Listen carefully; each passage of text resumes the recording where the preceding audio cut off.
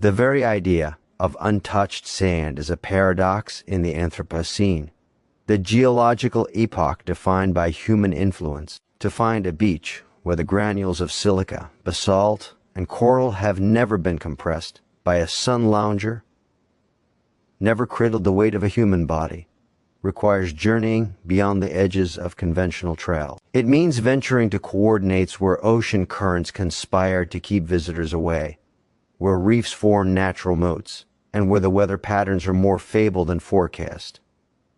The sand itself tells a story older than civilization. Each grain is a fragment of a larger history, a piece of mountain, eroded by a river a continent away, a fragment of shell from a creature that lived and died in the silent deep, a speck of volcanic glass spat from the Earth's core and polished by endless wave action for 100,000 years. This isn't just sediment, it's a library of planetary processes. On a mainstream beach, this story is scrambled daily by footprints, by diggers, by the litter of modern life. But on our deserted island, the narrative is pure. The wind writes its own temporary signatures in dunes. The high tide line is a curated gallery of pumice, driftwood, and the occasional bewildered seed pod that has crossed oceans to land here, in absolute solitude. The color of this untouched sand is a revelation. Without the oils from human skin, the residue of sunscreen, the stains of food and drink and fuel, the sand displays its true chromatic identity. It might be a blinding, almost blue-white, composed almost entirely of pulverized coral and parrotfish excrement. A startling reminder of how life begets geology. It could be a dramatic, brooding black, the result of volcanic activity where each step would theoretically send a crunching echo through a landscape of cooled lava, the grains heavy with iron and titanium. Or it could be a rare, ethereal pink, tinted by the microscopic shells of foraminifera, a delicate hue that exists only where there is absolutely no human activity to muddy its brilliance. The texture underfoot, where no foot has ever been, is unnervingly consistent.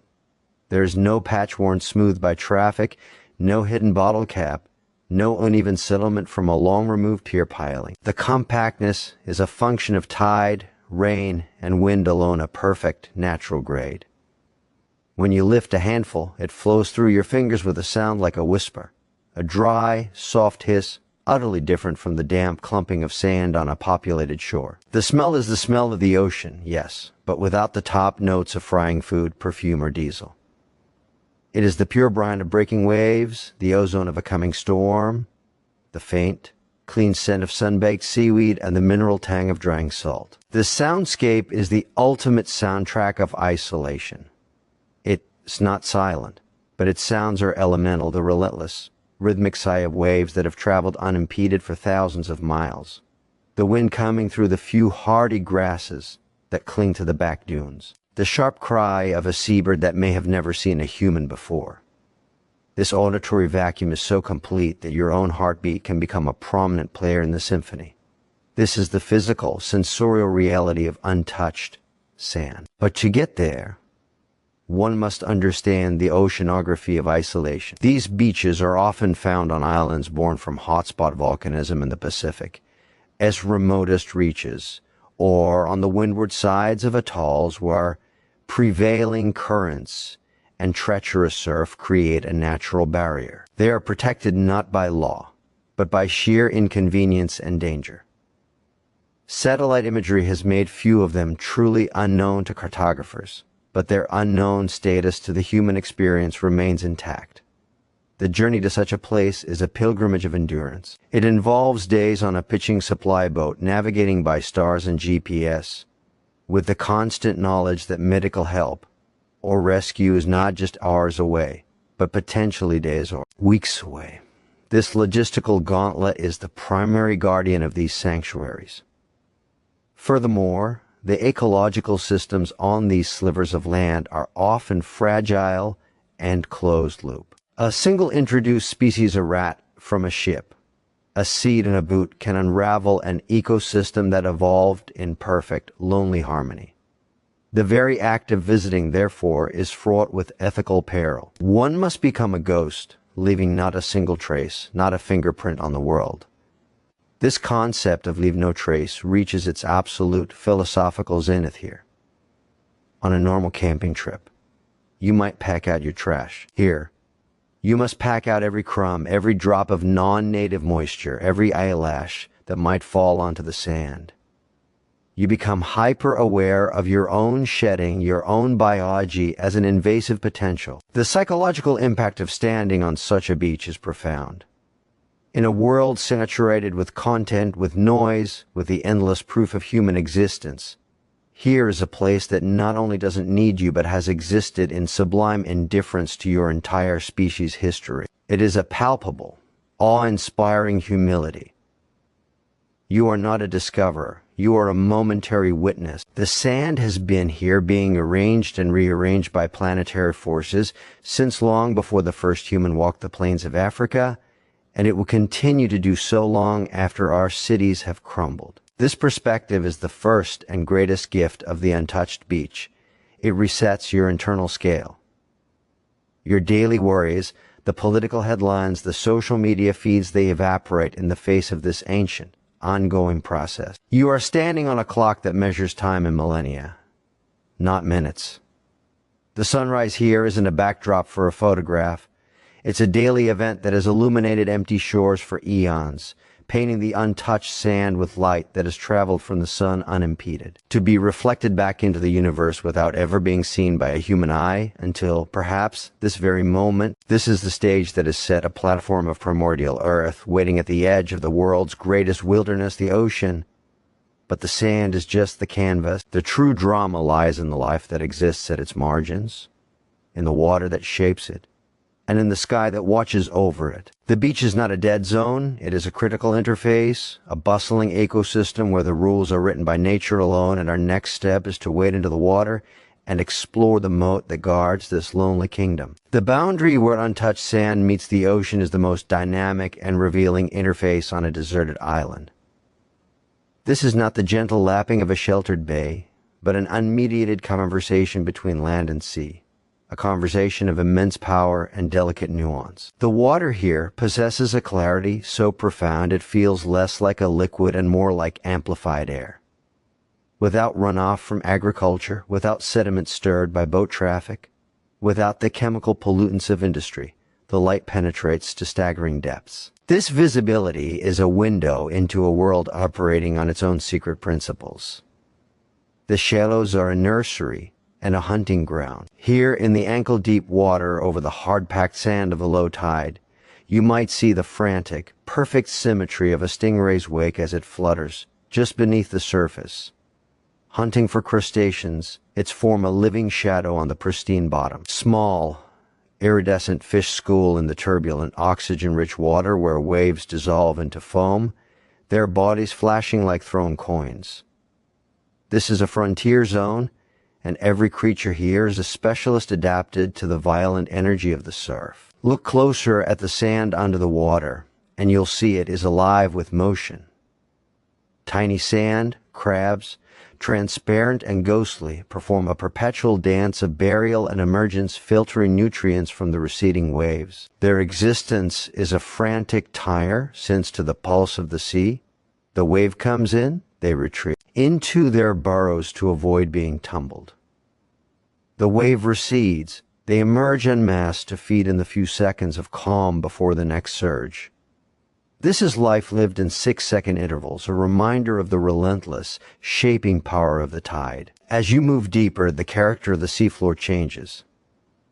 The pure sand might give way to a pavement of ancient coral, a relic of a time when sea levels were different, now forming a stable substrate for a new generation of life. Sponges, sea fans, and hard corals begin to appear, but their growth forms are wild and unstructured, free from the pressures of snorkelers, fins, and anchors. They grow in whichever direction maximizes their chance of survival in the current, creating abstract, natural sculptures. A parrotfish. It scales a neon mosaic of blues and greens, crunches loudly on coral, its beak-like teeth audible even through the water. It is a living sand factory, The fine white sand you admired on the beach likely passed through the digestive system of a creature like this.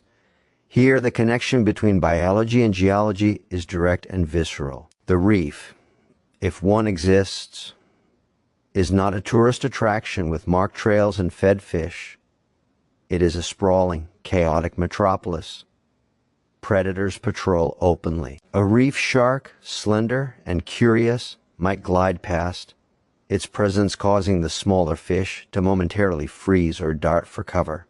There is no fear of humans here, only a cautious assessment of a novel, large-bodied intruder. The shark's movement is effortless, a lesson in hydrodynamics, and its role as an apex predator is clear in the respectful space it commands.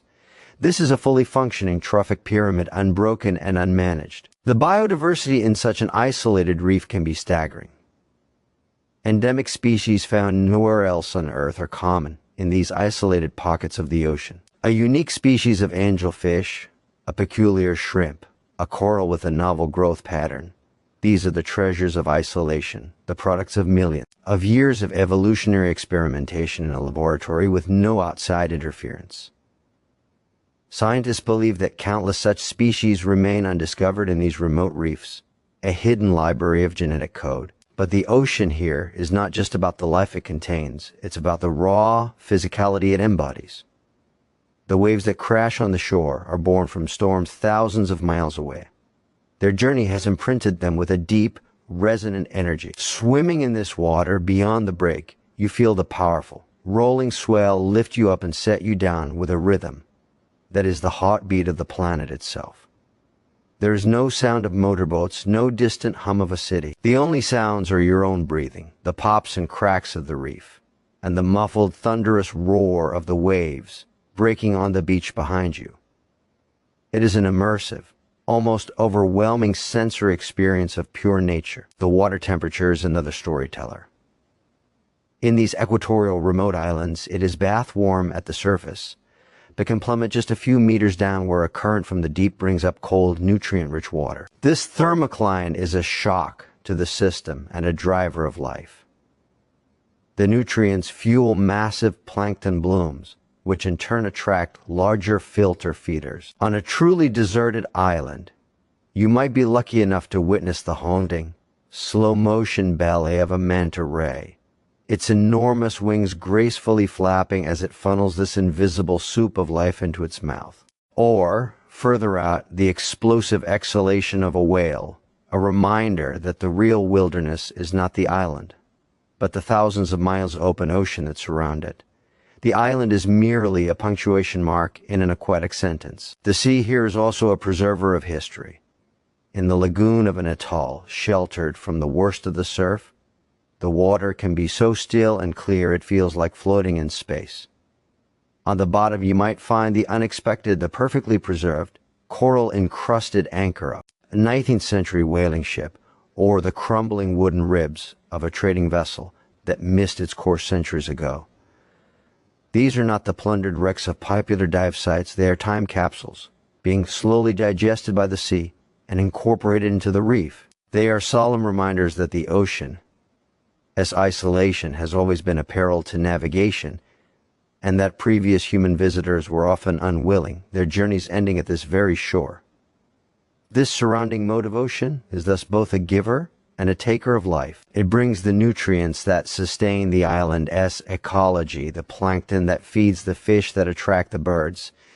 It also shapes the very sand of the beach, grinding down the island, as bones grain by grain with infinite patience. It is a barrier that has protected this place from the modern world, but also a connective tissue to the broader planetary system of currents, weather, and global biology. To understand the deserted island beach, you must understand this water not as a picturesque backdrop, but as the defining, dynamic, and sovereign force that created and maintains this isolation. And as you emerge from this liquid world back onto the dry, untouched sand, you bring with you the knowledge that the beach is not an endpoint, but a permeable border. Your gaze now naturally lifts from the water, edge to the interior, to the line where the sand gives way to the wild, unexplored heart of the island itself. a place where an entirely different set of rules governs a world of green shadows and ancient silence. Leaving the brilliant exposure of the beach,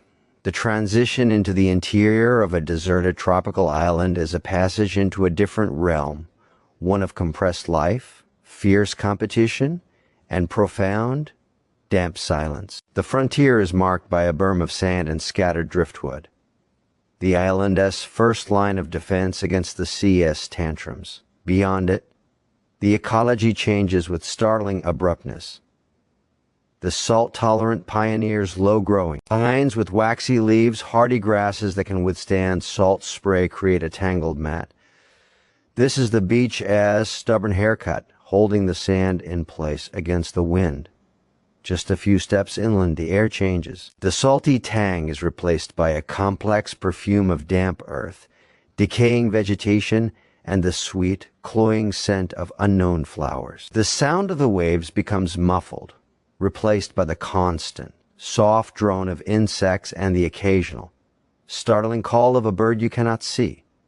This is the interior, a world built not on mineral sand, but an organic accumulation over centuries. In many such islands, the ground underfoot becomes a soft, spongy mattress of peat and humus, composed of countless generations of fallen leaves, branches, and palm fronds slowly composting in the humid air. Walking on it is silent.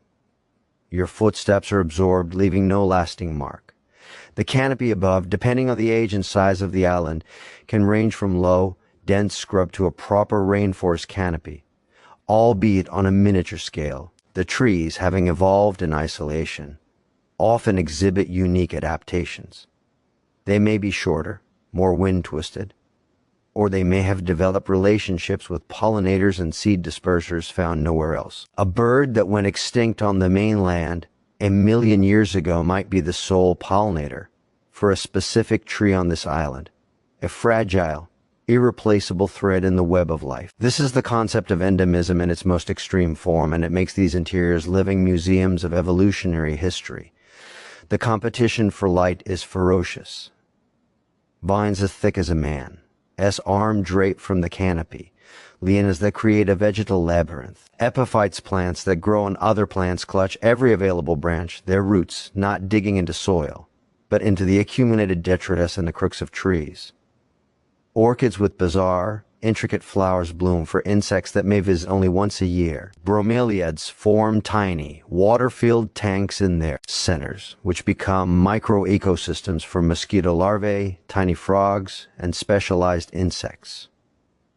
This is a world built in layers, a vertical city where every cubic inch of space is occupied by something fighting for its place in the sun. The animal life here is often cryptic and shy. You are more likely to hear it than see it. The rustle in the leaf litter could be a skink, a lizard that may have lost its fear of predators if there are none and displays unusual tameness, or it could be a large, endemic land crab, a ghostly creature that scuttles sideways into a burrow. The birds are the true owners of this green cathedral. Without the fear of humans, their behavior is uninhibited.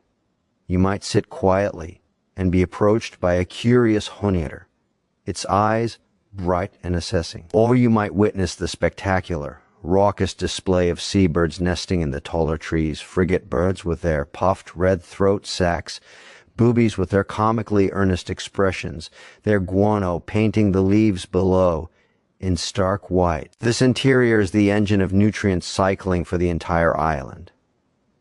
The leaves that fall, the creatures that die, all decompose and create a thin, precious soil. The roots of the trees hold this soil against the torrential rains that periodically drench the island. The freshwater system here is a miracle of self-containment. There is no aquifer fed from distant mountains. All fresh water comes from rain. It is captured by the dense foliage, drips down trunks, and percolates through the spongy peat. In the center of the island, you might find the most precious resource of all, a freshwater lens.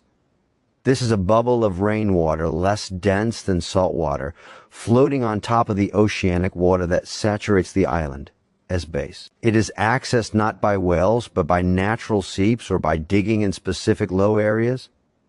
This lens is the island's lifeblood, sustaining all its terrestrial life. It is shockingly vulnerable if the vegetation holding the soil is damaged. Salt water can intrude and poison it. The interior is also a place of profound geological intimacy. In the heart of the island, you might stumble upon the exposed bones of the place, an outcrop of the volcanic rock that formed the island as foundation millions of years ago, now smoothed by time and veiled in moss. Or, in a limestone atoll, you might find ancient caves, their ceilings studded with stalactites, formed during ice ages when sea levels were lower. These caves are time capsules of climate data, and they are often the only refuge from the relentless sun and rain for any land creature. The psychological atmosphere inside this green world is the polar opposite of the expansive, humbling vista of the beach. Here, the feeling is one of envelopment, of being swallowed by life. The horizon is gone, replaced by a close, green tunnel in every direction. It can feel claustrophobic, or it can feel deeply secure, like being in a natural fortress. This is where the reality of true isolation sinks in on a visceral level. You are not just away from people, you are in a biological system that is complete unto itself. Your presence is utterly superfluous. You are an observer in a play that has been running for millions of years without an audience. This interior world is the true test of the island, its resilience. It is here that invasive species wreak the most havoc. A single pregnant rat from a shipwreck can, within a few years, decimate ground-nesting bird populations. A fast-growing foreign plant can choke out the slow-growing endemics. The interior's balance is precise and precarious. For the modern visitor, traversing this terrain is a physical challenge of a different order. It requires machetes to clear paths that close behind you within days. It requires vigilance for hidden hazards, unstable ground, venomous creatures. Though many such islands, isolated from continents, have no native venomous snakes and the ever-present risk of injury far from help. But the reward is a glimpse into a primordial past, into the way land colonizes itself after emerging from the sea. A process of creation you can witness in microcosm on a single, lonely island. As you finally push through the last wall of greenery and emerge back onto the blinding light of the windward shore, the roar of the ocean welcomes you back like a forgotten memory. You carry with you the damp smell of the forest and a new understanding that the beach is merely the smiling face the island shows to the sea. Its true, complex heart beats in the green, shadowed interior. And above it all, presiding over both sand and jungle, is an endless sky, a dome of weather and light that is the final, and perhaps most volatile character in this story of isolation. The sky over a deserted island is not a passive backdrop. It is an active, governing presence, a sweeping dome of drama and information that dictates every aspect of life below. Unpolluted by light or smog, the clarity of the atmosphere here is such that the blue of day is a deeper, more saturated hue, and the black of night is a velvety void pierced by a staggering density of stars. This celestial theater performs a daily and seasonal show of such intensity that it becomes the island, its primary clock and calendar. The day begins not with an alarm, but with a slow, luminous leaking of light on the eastern horizon, a process so gradual it feels like the world itself is being developed like a photograph. The sunrise here is a silent, monumental event. Without mountains or buildings to obscure it, you see the full, flattened arc of the sun as it pulls itself from the sea, its light stretching across the water in a straight, molten path directly to your feet on the untouched sand. The colors are not soft pastels, but violent, pure spectrums, lime green, furious orange, deep violet colors that exist at the edge of the visible spectrum and feel like a secret revealed only to those present. As the sun climbs, the sky becomes a laboratory for cloud formation, with no continental dust or industrial aerosols to seed them. Clouds often form through different processes over the open ocean. They build from pure marine convection towers of cumulus that boil up from the horizon, their undersides flat, their tops sculpted by the high-altitude winds into anvils that signal approaching thunderstorms. Watching the weather approach is a fundamental survival skill here. There is no weather app, no forecast. You learn to read the subtle signs. A sudden drop in pressure makes your ears pop. A specific ring around the sun foretells rain. A shift in the wind smell signals a distant storm. The weather, when it arrives, is unmediated. A squall does I drift in, it races across the water like a gray curtain. The line between dry and drenching rain is sharp as a knife's edge. The rain itself is warm and heavy, falling in sheets that reduce visibility to a few meters and roar on the broad leaves of the interior jungle. It fills the island as freshwater lens, replenishes tide pools, and washes the sand, leaving it packed and glittering. Then, as quickly as it came, it passes, and the sun returns, steaming the moisture from the land and creating ephemeral rainbows that stand complete from one end to the other over the lagoon. This cycle of evaporation and precipitation is the island's circulatory system, powered solely by the sun. As day fades, the sunset is the mirror of the dawn, but often more dramatic, as the heat of the day has fed more moisture and particles into the air to scatter the light. The western sky can ignite in a conflagration of reds and purples, so intense they seem to stain the very ocean. And then darkness falls with a swiftness that is startling in the tropics. This is when the sky's second act begins. Without a single photon of artificial light to compete, the night sky is revealed in its full, awe-inspiring glory. The Milky Way is not a faint smear, but a thick, textured river of stars. So bright it casts a faint shadow. You can see the dust lanes within it, the distant globular clusters as fuzzy smudges. Planets burn with a steady, piercing light. Shooting stars are frequent, scratching brief, brilliant lines across the perfect black. This celestial panorama is the same one that guided ancient Polynesian navigators across thousands of miles of open ocean. To sit on the untouched sand under this canopy is to understand their feat not as myth, but as a supreme act of astronomical literacy. They did to see patterns in the stars. They saw a three-dimensional map, knew the stars that rode over specific islands, and could read the slight wobble of their canoe to sense land far beyond the horizon. This sky is also a calendar. The position of certain constellations marks the seasons of migration, for birds and fish, the times of storms, the periods of calm. The moon's phase governs the extreme tides, the spring tides that might expose rarely seen reefs, and the neap tides that create gentle lagoons. Its light on an empty beach is a spectral silver, turning the sand into a landscape of monochrome shells and the ocean into a murmuring black expanse. But the sky is not always benign. It is also the source of the island's greatest threats. The same empty ocean that allows for pristine clarity also allows cyclones and hurricanes to build unchecked. These storms are the great reset buttons of island ecology. A direct hit from a major hurricane can strip an island of its vegetation, reshape its beaches, bleach its coral reefs, and drown its freshwater lens with a storm surge of salt water. The very isolation that protects the island makes it utterly defenseless against such an event. Recovery is a process of decades or centuries.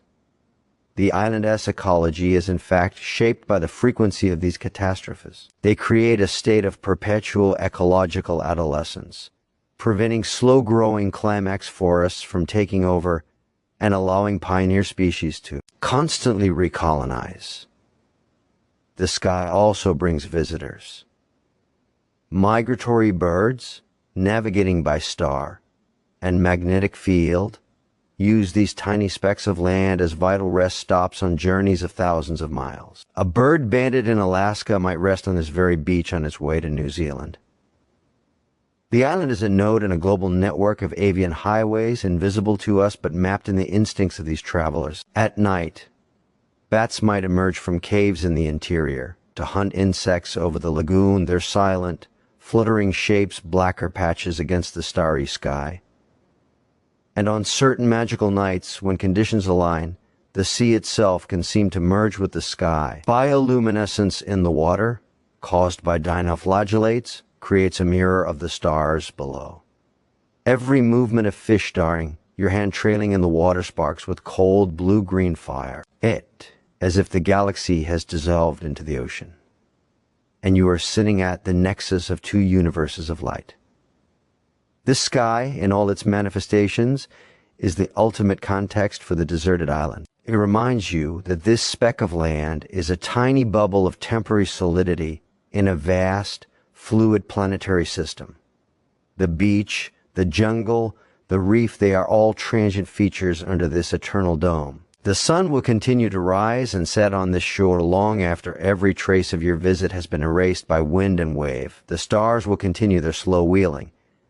This perspective is both daunting and deeply calming. It frames human concerns within a cosmic timescale. Your worries are not trivialized, but they are placed in a larger order.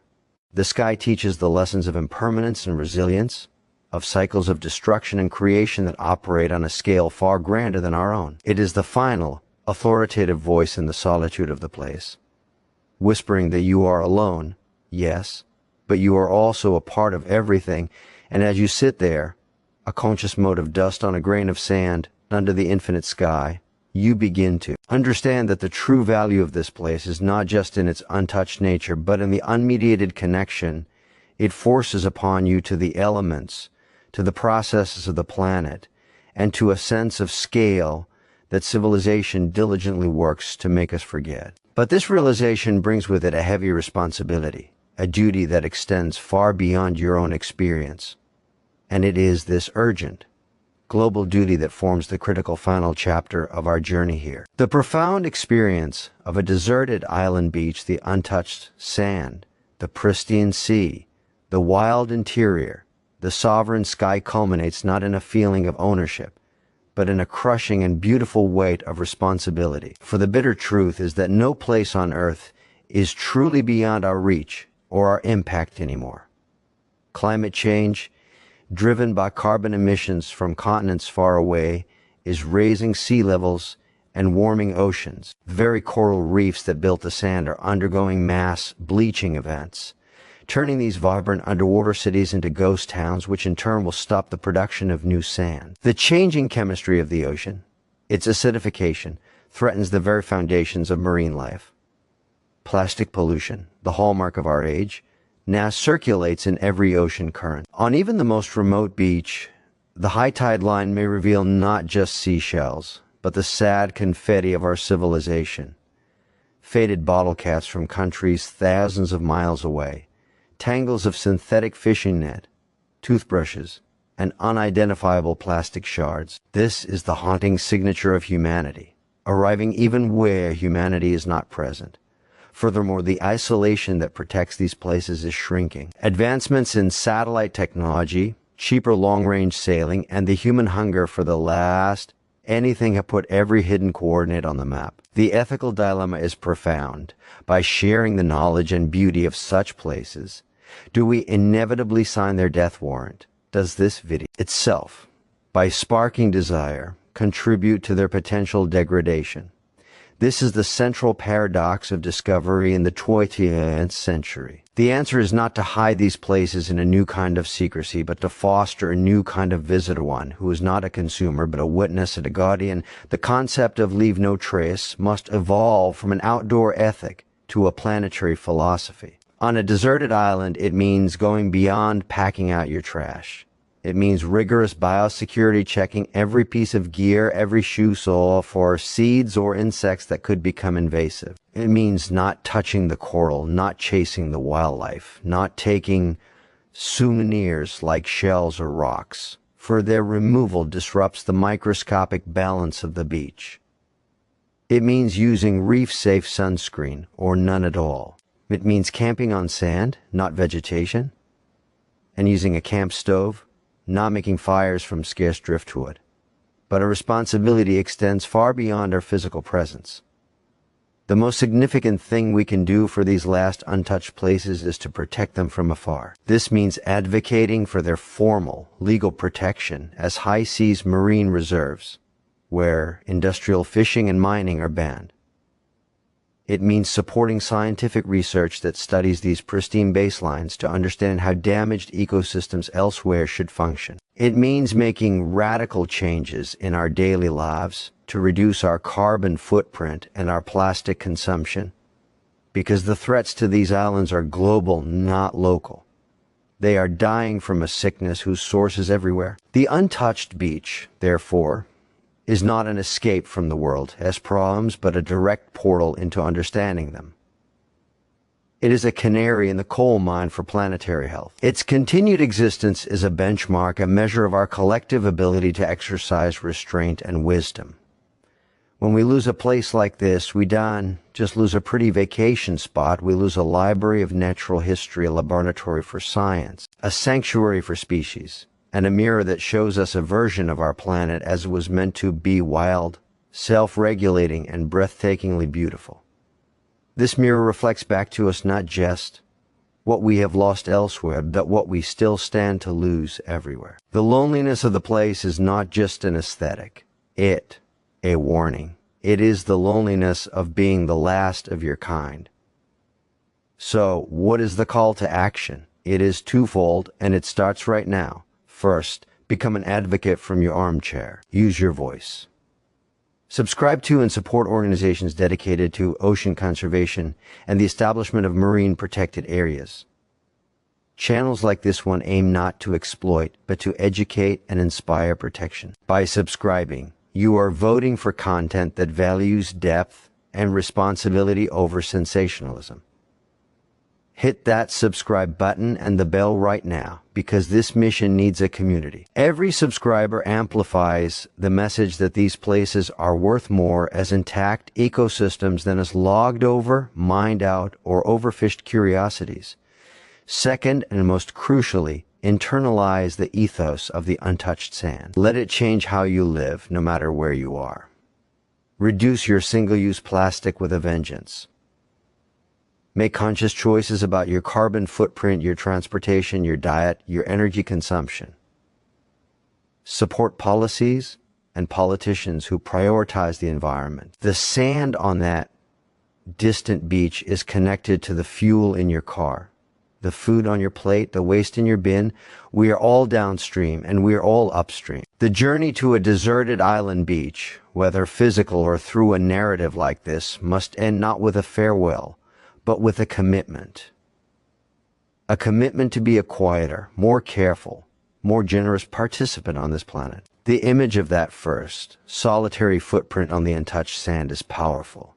But the more powerful image is of that same footprint being erased by the next high tide, leaving the beach as if you were never there. That is the ideal we must strive for on a planetary scale, to meet our needs, to satisfy our curiosity, to feed our souls with nature as beauty, but to do so in a way that allows the tide of natural processes to erase the damage of our passage. This is the ultimate lesson of the deserted island. It is not a place to conquer, but a place to learn from. It is not a resource to use, but a standard to uphold. Its value is not in its utility to us, but in its sheer, stubborn, glorious existence. Protect it. Fight for it.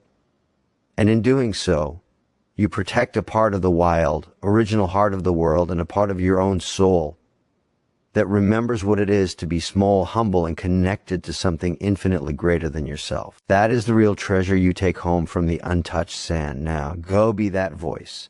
Start by sharing this video with one person who needs to hear this message. Let us build a community of guardians. The tide is rising, and the time to act is now.